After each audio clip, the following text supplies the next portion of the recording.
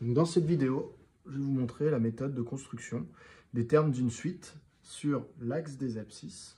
Donc, ils vont tous se trouver sur l'axe des abscisses, les termes de ma suite. Lorsque j'ai une suite qui est définie à l'aide d'une formule de récurrence, c'est-à-dire que un plus 1 est exprimé en fonction de un. Alors ici, c'est l'exemple de votre cours. Dans votre cours, la fonction f est définie par l'expression f de x égale 2 fois la racine carrée de x plus 3. Elle est définie sur moins 3 plus l'infini. Ici, cette fonction est représentée en bleu. C'est la courbe représentative de f. Et du coup, que vaut un plus 1? Eh bien, cela vaut 2 fois la racine carrée de un plus 3, puisqu'on a dit que l'image de un par f, c'est-à-dire si je remplace x par un dans f, eh bien, ça me donne un plus 1. Effectivement, si le x est remplacé par un, du coup, je vais trouver un plus 1. Donc, mon but va être, à l'aide de la courbe représentative de f en bleu, et de la droite d'équation y égale x en rouge, de construire sur l'axe des abscisses tous les termes de ma suite. Donc, le premier terme à placer, c'est celui qu'on connaît, u0, qui vaut moins 2. Donc, ça veut dire qu'ici, en moins 2, je peux placer u0. Ensuite, à partir de ce terme, il faut que je construise les autres. La relation qui me sert, c'est celle qui est inscrite ici, qui me dit que si je veux calculer un terme, il faut que j'ai l'image du précédent par la fonction f. Donc, si je veux u1, c'est l'image, donc f, du terme précédent par la fonction f, donc c'est f de u0. Alors, comment est-ce qu'on construit l'image d'un nombre lorsque j'ai la courbe de la fonction? Ça, vous le connaissez depuis très longtemps, c'est-à-dire que vous allez partir de l'abscisse u0, vous allez remonter ici parallèlement à l'axe des ordonnées jusqu'à la courbe bleue. Et du coup, l'image se lira sur l'axe des ordonnées. Donc, je fais ma construction. U0, je remonte jusqu'à ma courbe bleue.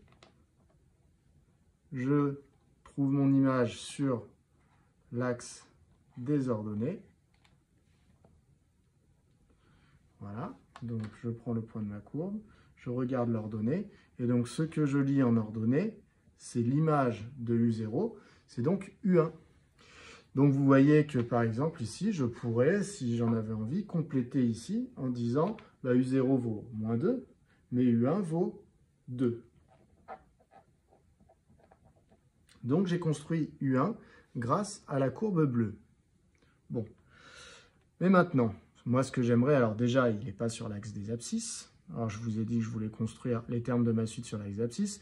Mais en plus, après, mon but, ça va être de construire le suivant, U2. Et U2, lui, ça va être l'image de U1, puisqu'un terme est toujours l'image du précédent.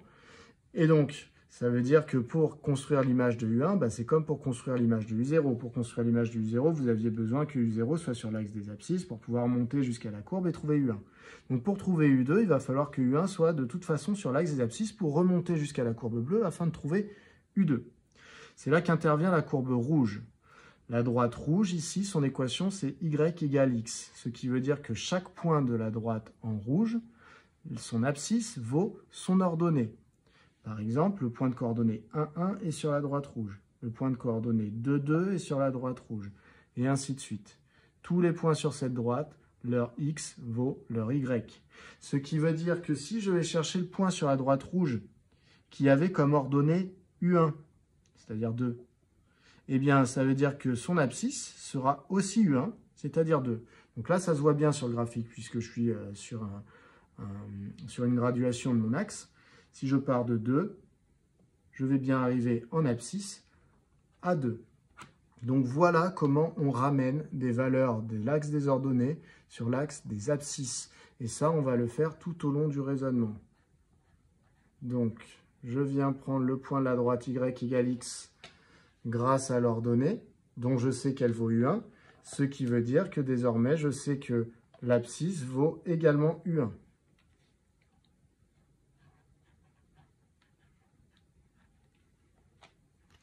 Donc ici, je peux inscrire que se trouve U1.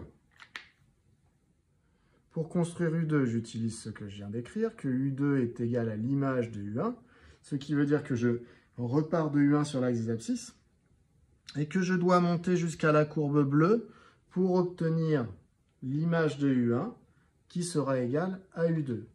Donc je reprends ma règle et je remonte jusqu'à la courbe bleue.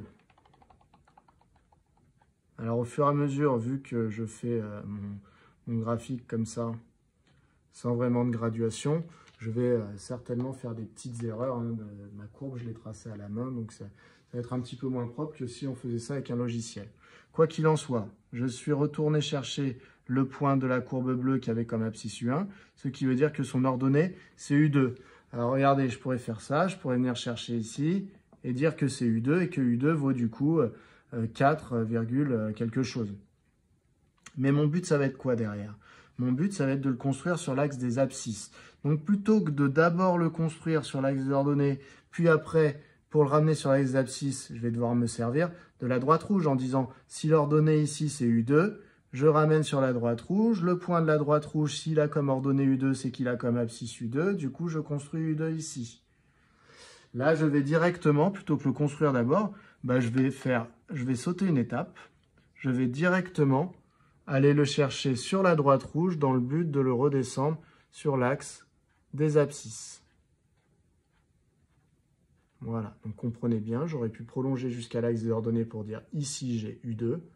Mais du coup, comme mon but c'est de le ramener sur l'axe des abscisses, je retourne à la droite rouge. Le point qui se trouve ici, qu'est-ce qu'il a de particulier? Il a comme ordonnée ce que j'ai appelé U2, donc il va avoir comme abscisse ce que j'ai appelé U2. Voilà. Hop.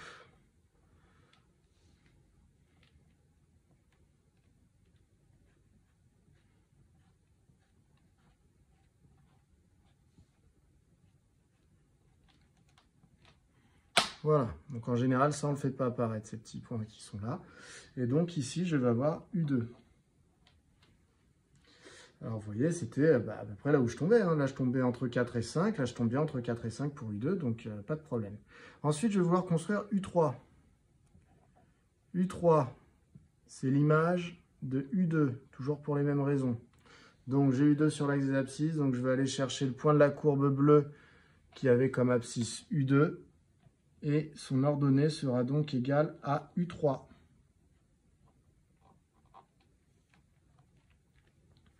Donc, si je vais chercher ici l'ordonnée du point que je viens de placer, je vais trouver U3 qui est entre 5 et 6. Mais mon but, ça va être de ramener U3 sur l'axe des abscisses dans le but de construire le suivant. Donc, on continue comme on a fait jusqu'à présent. C'est-à-dire qu'en fait, je sais que ce point-là, il a comme ordonnée U3.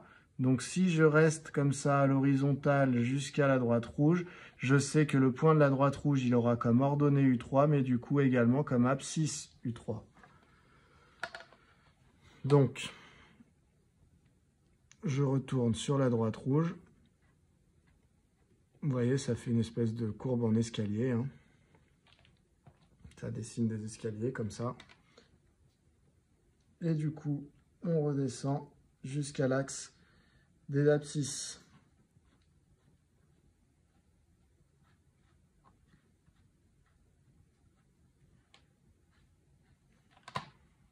Et ici, on se retrouve avec U3.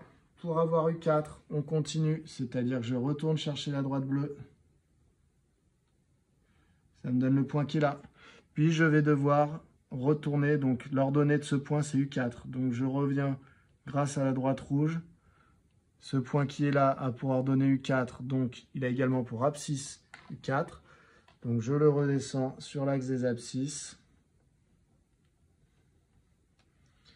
Et en fait, on va observer un phénomène, c'est que votre escalier, vous voyez, les marches deviennent de plus en plus petites. Et en réalité, votre escalier se rapproche de ce qu'on appelle le point fixe de F. C'est-à-dire que si on zoomait, ça continuerait à faire l'escalier et on se rapproche petit à petit de ce point. On ne le dépassera jamais. Ce point, qu'est-ce qu'il a comme coordonnées? Eh bien, c'est Le point particulier, regardez, de CF, dont le X vaut le Y, puisqu'il est également sur la droite rouge. Donc ça veut dire qu'il a deux critères pour nous. C'est d'une part, il est sur la courbe de F, représentative de F, mais en plus, son ordonnée vaut son abscisse, puisqu'il est également sur la droite rouge. Donc on appelle ça un point fixe pour CF. C'est-à-dire que si je mets cette valeur à l'intérieur de la fonction f, eh bien, j'obtiendrai encore cette valeur. Elle ne bouge plus. C'est donc un point fixe. Donc en fait, on se rapproche, les abscisses de nos points là, donc les termes de la suite, se rapprochent de quoi? Petit à petit, elles se rapprochent, les termes de ma suite se rapprochent de l'abscisse, vous voyez ici on avait eu 4, de l'abscisse du point d'intersection des deux courbes, et cette abscisse, c'est 6. Donc, je pourrais conjecturer non seulement que la suite U converge, mais en plus qu'elle converge vers 6. Donc, ma conjecture, c'est que la limite de UN lorsque n tend vers plus l'infini va être égale à 6. Voilà comment on effectue une conjecture de limite de suite quand on a une formule de récurrence pour définir cette suite. Je vous encourage à vous réentraîner à faire ce genre de méthode. Donc ça donne des dessins souvent en escalier comme ça, des fois il y en a qui sont en escargot. Voilà. N'oubliez pas que les termes de la suite se lisent sur l'axe des abscisses et qu'on voit que, alors déjà on pourrait observer aussi le sens de variation, hein, si on devait faire une conjecture sur la suite U, regardez le sens de variation. U0 vaut moins 2, U1 vaut 2, U2 vaut 4,6, et ainsi de suite. Donc finalement, on se rend compte que mes termes augmentent, et donc que ma suite semble être croissante. Donc deux conjectures possibles sur ce genre de graphique. La suite semble croissante, et elle semble converger vers 6. Ça reste des conjectures, puisque c'est de la lecture graphique.